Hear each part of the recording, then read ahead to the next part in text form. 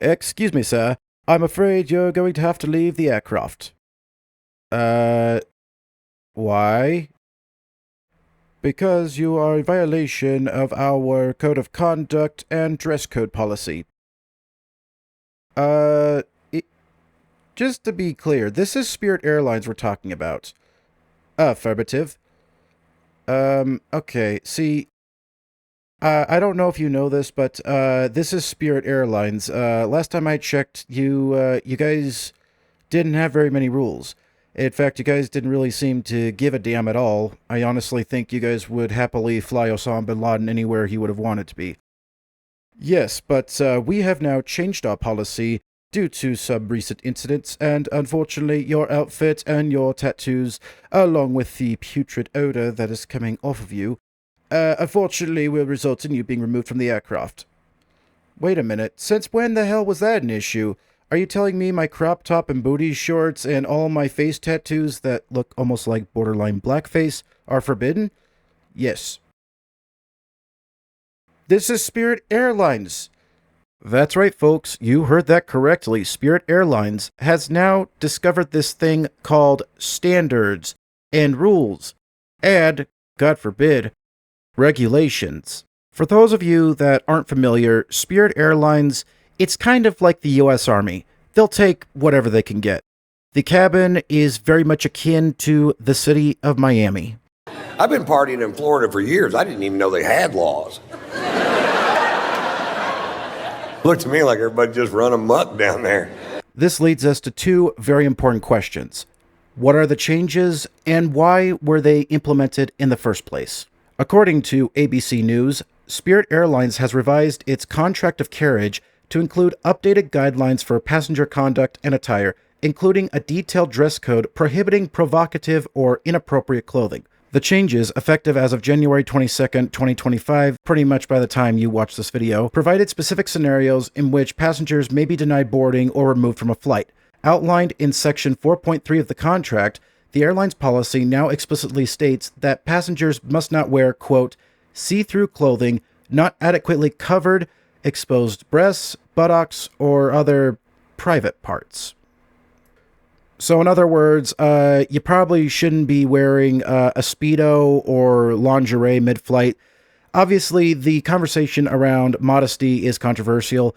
I'm in the opinion that people should try to be modest. Now, don't get me wrong, I'm not saying you have to cover your body head to toe, and most people are not suggesting that. Obviously, it doesn't have to be a burqa, but you at least have to wear something that actually covers your body, particularly when you're in very enclosed spaces. It's one thing if we're just out and about strolling throughout a park, but it's another if you're inside an airplane where you often lack any real room at all whatsoever, even in first class.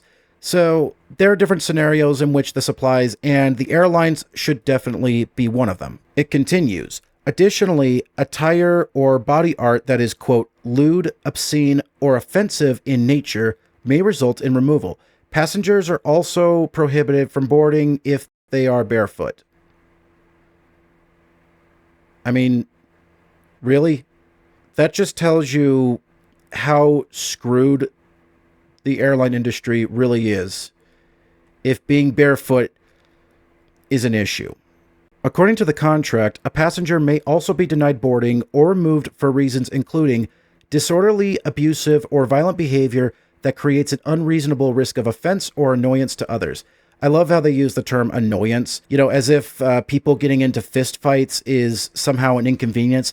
But hey, I mean, if that's become so commonplace that now your airline's turned into a meme and has a reputation of basically being the flight club of the skies, I would imagine that some people would interpret it as being an inconvenience. Man, oh man, I just hate it when people start throwing punches and start having a spastic tantrum for absolutely no reason other than that they're probably mentally ill or drunk, or both, but mostly drunk. Speaking of being drunk, the contract also forbids intoxication or drug use.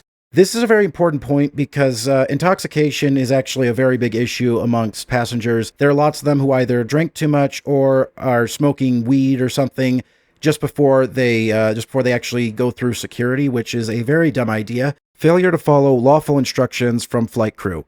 That, of course, is a very big one. Here's the thing. It's kind of a double-edged sword because on the one hand, There are lots of people who obviously should be nowhere near an airplane. A friend of mine is actually a flight attendant, and he can tell you all kinds of very wacky things that you couldn't plan this stuff. You couldn't write these things out. But at the same time, there are lots of flight attendants nowadays. Many of them lack the psychological stability of a leadership figure, and many of them just lack the patience.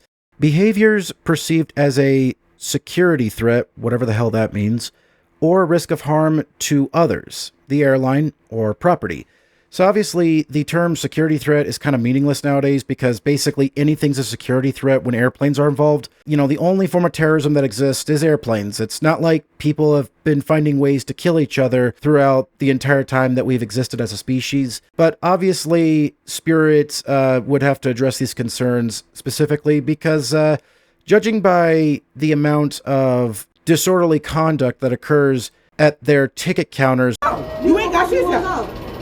You ain't gonna do nothing. I just need my Why you keep ticket. speaking on me for nothing? Like I said, keep my name out your mouth, bitch. Out your mouth, because mine is always in yours for some reason. No, some reason. It always out of here. Out of here. Out of here before I slap the shit out of you. You're not gonna smack shit. I be done drop kicked your ass. Out of here, you dirty bitch. I'm not dirty at all. Yes, you are. Out of here. You and your raggedy ass bitch. Obviously, this is a legitimate concern. However, given the reputation of the TSA, I would take that with a grain of salt. Contagious diseases transmissible during flight, such as chickenpox, or obviously COVID. That one's pretty self-explanatory, and I imagine that COVID has only heightened these concerns even more. That is, if you still trust the CDC, which it appears to me at least that most people don't. Refusal or inability to fasten a seatbelt during flight.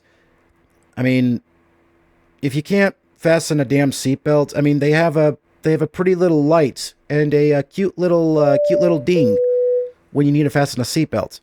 I mean, seriously, that's too much for you. Look, I understand that there's definitely a lot of micromanaging and bureaucracy in the airline world, but there are some things that are worth fighting for, and a seatbelt, that's not one of those things. Offensive odors, unless caused by a disability. Okay, what kind of disability causes offensive odors? Is your condition that you deliberately choose not to shower because you deliberately chose not to shower? I mean, that very debilitating condition called having a choice and making the wrong one and getting upset about it? I don't know. Spirit Airlines has not publicly commented on the updated policy beyond what is outlined in the contract of carriage. So allegedly, this all started because of a crop top incident.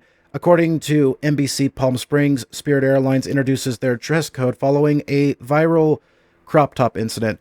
So I wasn't able to find a whole hell of a lot of information about it, at least nothing that wasn't sensationalized or just missing the point. But allegedly, there were two women who were supposedly Instagram influencers who wore crop tops, which I guess were probably see-through. Maybe they didn't have a bra underneath it, or maybe it wasn't even a crop top. Maybe it was just a bra. The women then went on to accuse the airline of sexism after they were removed for wearing the crop tops. The article also states that they had offensive tattoos, but it doesn't really elaborate on specifically what was offensive or what the tattoos were. But regardless, it was enough of an issue for them to be pulled off the plane. While the decision to remove the women from the flight, along with their changes in the code of conduct, have caused a lot of controversy, I'm definitely kind of surprised to see the amount of people who are actually supportive of this, given the culture we have nowadays. I mean, if you ever spend any time on Instagram, you will see just how degenerate society has become. According to the article, one person stated, quote, "Shame on them. At the end of the day, I'm going to take standards, class, and elegance seriously." Another also chimed in saying, quote, "It saddens me that influencers thrive on saying, 'Hey, look at me. I've got a good body. Let me show it off.' That's pathetic. And Spirit Airlines did the right thing." So in other words, yeah, this has been controversial, but a lot of people do seem to be in support of it. Something I will say is I'm actually more in favor of modesty. While I understand people's apprehension about it, it really, this whole issue just shows how cooked the modern airline industry is. I remember talking to my parents, who, by the way, aren't really that old, how back in the day, and by back in the day, I mean the 1980s through the early 90s, you used to have to wear a suit. Okay, if you were a guy, you had to wear a suit, a tie. If you were a female, you had to wear an elegant dress. Basically, you had to dress as if you were going to church or a wedding. And the reasons for this, I'm not 100% certain. I do plan on making a video about it at some point. I believe that part of it was because of the fact that being on an airplane was considered a very momentous occasion. I mean, just imagine the equivalent of us in the modern day flying to Pluto or flying to Mars or Jupiter. You would consider that a very special event. You definitely want to make sure you dress nicely for the occasion. And nowadays, because flying has become so ubiquitous, I think we forget that you are literally sitting in a chair at 30,000 feet, traveling as much as 600 miles an hour. And hell, you include the Concorde, I mean, you are traveling beyond the speed of sound. This is especially the case if you aren't an aviation enthusiast. The novelty doesn't exactly stick to you quite as much. But I have noticed this, people who dress as if they just rolled out of bed. And on top of that, the amount of people, and this isn't just Spirit Airlines, but I've flown on American, I have flown on Delta. And it's just the amount of people who come in wearing basically these see-through tops, these women who wear see-through tops without a bra, their titties bouncing around. There's even guys who wear very loose-fitting clothing that's, shall we say, shows off a little too much on their end too. But on top of that, it's just the general behavior. And I understand that flying isn't what it used to be, and I think that is a very big problem. But at the same time, nobody really appreciates the novelty or anything else. And all in all, I think it's great that Spirit Airlines has standards, but I just find it odd that only now has it become a big enough issue.